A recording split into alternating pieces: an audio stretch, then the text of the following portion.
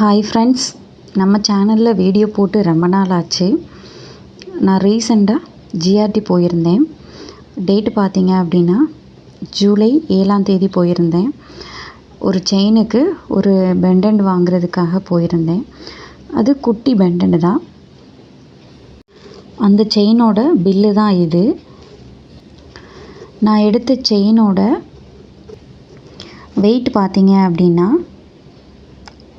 0.516. அன்னைக்கு கோல்டோட ரேட் என்ன அப்படின்னா 6765 இருந்தது.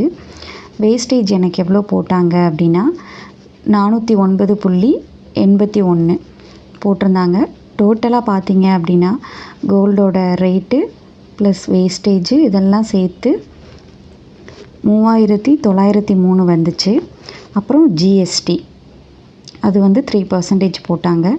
மொத்தம் 4020 ரூபா வந்தது. அந்த பெண்டண்ட்டை நான் இப்போ காமிக்கிறேன் உங்களுக்கு.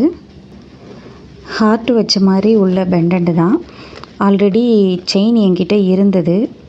அதுக்கு குட்டியாக ஒன்று எடுக்கலாம் அப்படின்னு சொல்லி போயிருந்தேன். சின்னது தான், பழைய மாடல் தான்.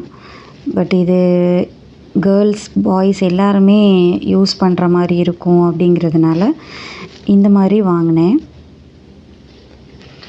இதுதான் அதோட செயின். இந்த செயின்காக தான் இந்த டாலர் வாங்கினது. செயின் டிசைன் பாருங்கள். இது ஆல்ரெடி முன்னாடியே வாங்கியிருந்தது தான்.